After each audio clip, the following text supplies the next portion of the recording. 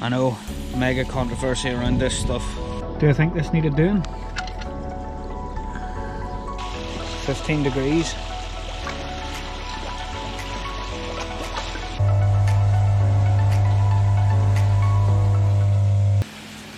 Alright then guys, welcome back. I said I would try and keep a video for you once a month, and that's what I'm going to try and do, so I'll sort of pick up where we left off last month.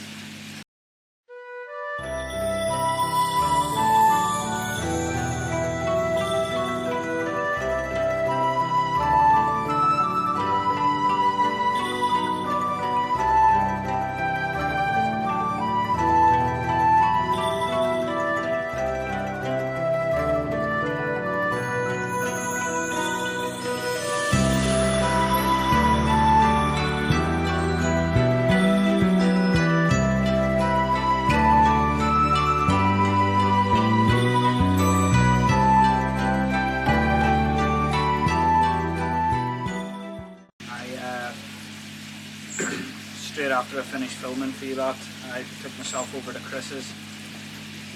As I said I was going to do, and I ended up coming back with a couple of small fish for my grow-on pond.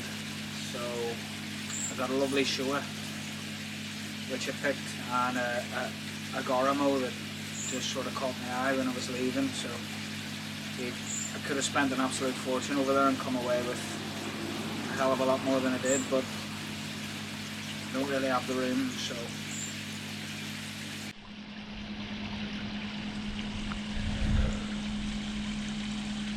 I know, mega controversy around this stuff,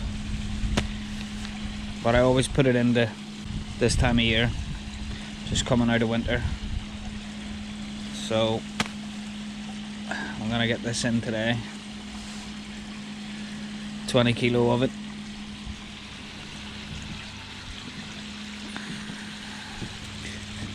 As I was saying the other week, I have got a couple of fish that have given themselves a little knock, which I think was on the corner of the shower. Rather than get it out and treat it externally, down there,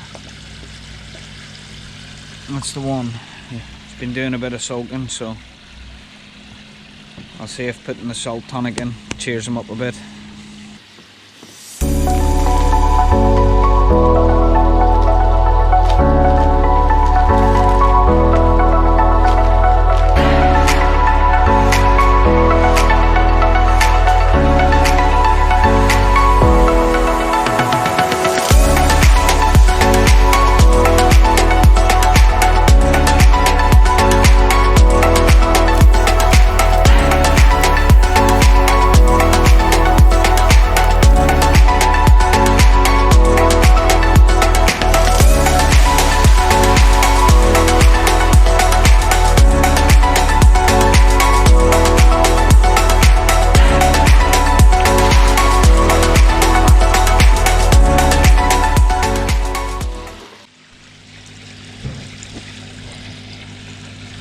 What I have done is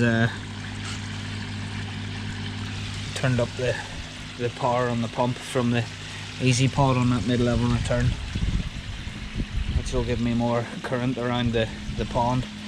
I don't think I could just put salt in neat, but mix it up in this bucket and then pour it in where the return to the pond is. So, because we sorted the media in the shower, I'd like to give the pump a strip down and sort of clean on that system. Looking at what was in the shower before we washed it off, I would imagine the pump was pretty clogged up as well, so I'll go and get that stripped down now and give it a bit of a service. So it's this one here, Superfish 15,000.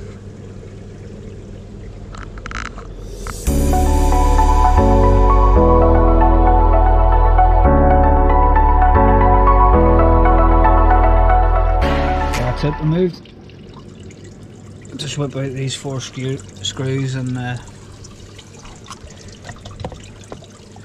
give it a bit of a clean. Do I think this needed doing?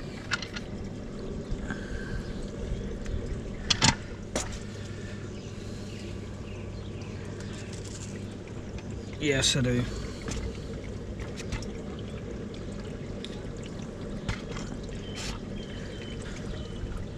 So yeah, prolong the life of your pump. Give it a bit of a clean out now and again. I only did this one recently. Certainly less than a year ago, so just shows you.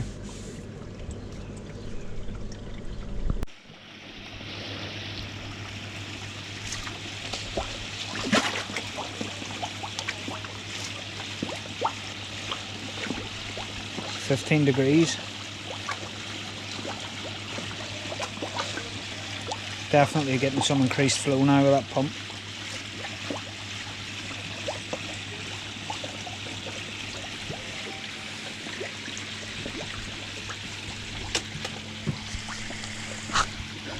A 15-minute job. Helps clear out any poor bacteria as well. Definitely worth doing. Right, welcome back to another little bit of the video. Filter bubbling away there. Some of you might remember when mentioned on the last video when I changed the filter over on the shower. This corner here, I had concerns of the fish injuring themselves on it, and literally a couple of days after I filmed that, I come out here and the big Shiro Watsuri had cut her back, which I'm 90% sure it'll have been on the corner of that shower. So I'm gonna try and I've ordered one of these child safety thing for the corners of furniture and stuff like that, crap like that, to stop your toddler from knocking some sense into itself. And I'm gonna just stick it on the corner of the shower and hope that'll prevent. I don't know if you can see it. I don't know if it'll show up there on the camera or not, but I've got a couple of, obviously I'm not going to rely on the 3M tape. I've got a couple of stainless steel screws that I'm gonna use to screw it on there. See that chag still sitting down there? Just cannot cheer him up at all. I've had him out and did scrapes. 4 of them in fact, bellies, backs, and put a topical treatment on that little knock he had on his head, but he just doesn't seem to be cheering up. What I am thinking though, in order for me to get over there and do that, the covers are gonna have to come off, so I think I'll get the covers off today. Right, let's get a move on.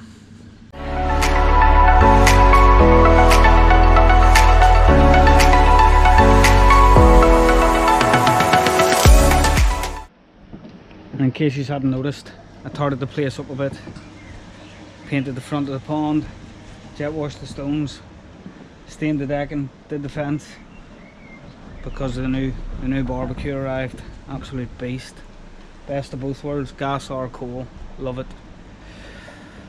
So I'm gonna have to jump up and jet wash the stone in the back.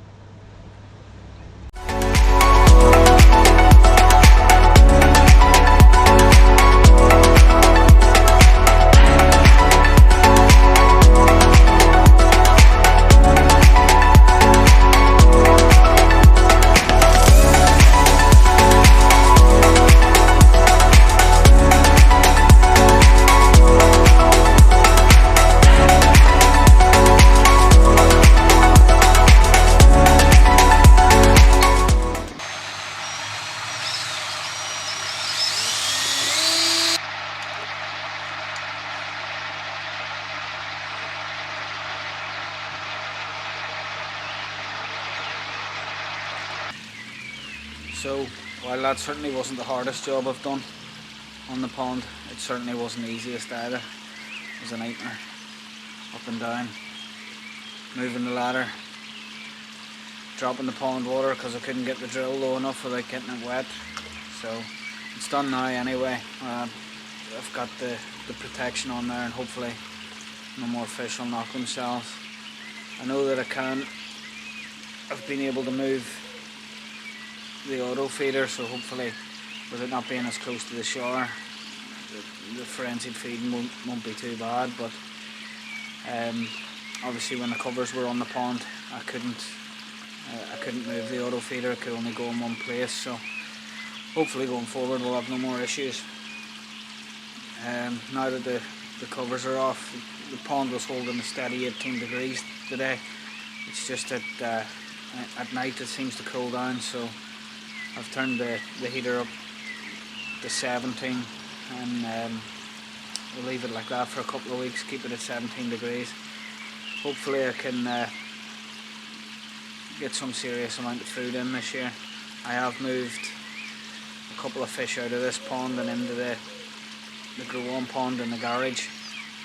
I've installed a new heater on there that I'll show you. It's exactly the same as a cloverleaf one. I got a 2 kilowatt one, but it's a Whirlpool hot tub heater, 2 kilowatt, £76 brand new. I think it was, yeah. You can't beat that. I think they're 160 other with a cloverleaf badge on it, but exact same thing. So I've installed that in there with a thermostat. They do have their own self-contained thermostat on them, but I like the digital readout of the ATC 800 Plus.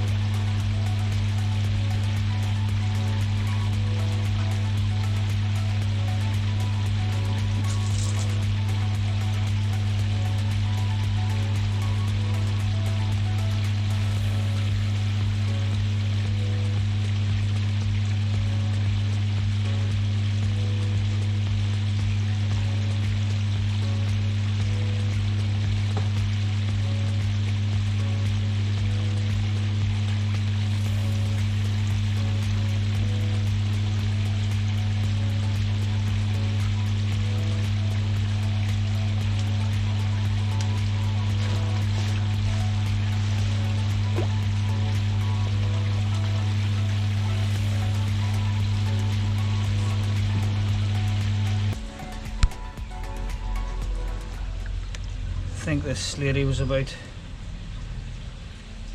30-35 centimeters when I bought her. I'll have to look back in the videos and see when that was.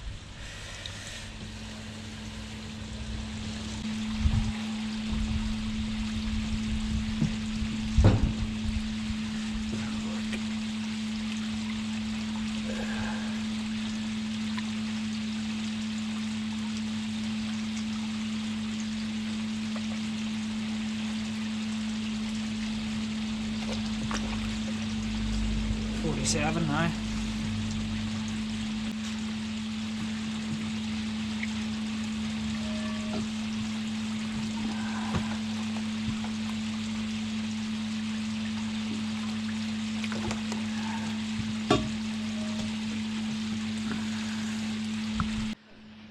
think this lady here was 30 centimeters when I got her last year from Chris.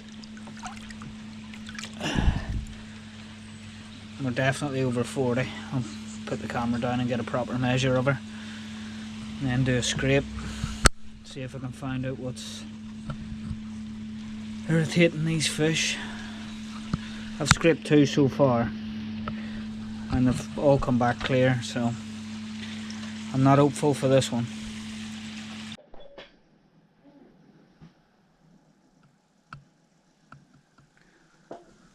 Three fish in. I guess that's a fluke.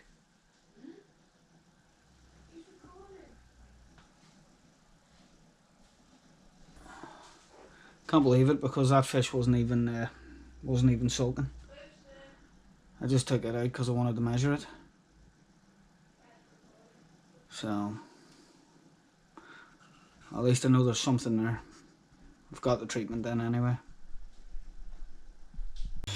So as you've just seen from the slide in there, looking down the scope, I found some fluke.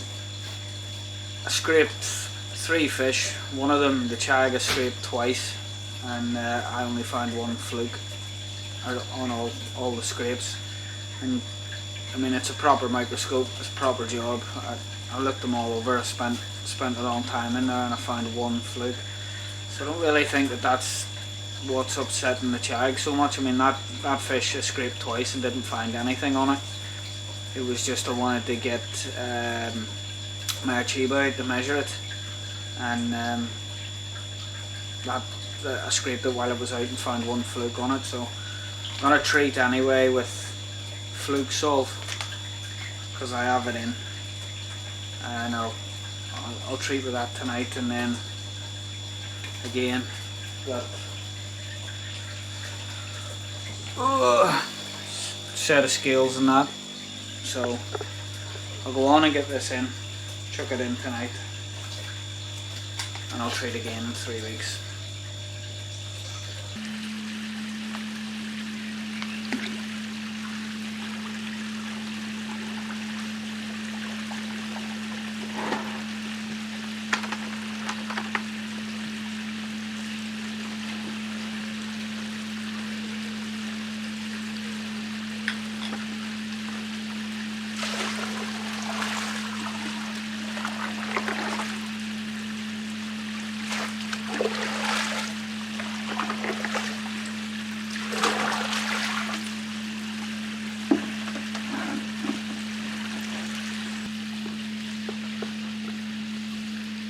So that's that then, fluke treatment then. Hopefully that'll sort it.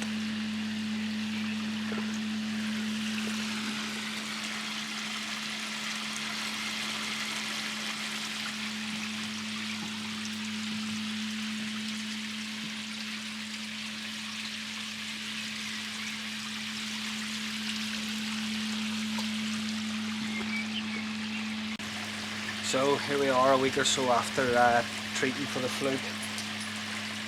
There hasn't been any flashing or anything, but what I did notice a couple of days after putting the treatment in, some of the fish, mainly me Shiro Atsuri, had developed what looked like bad carp pox on the fins and stuff. So I took her out the other night,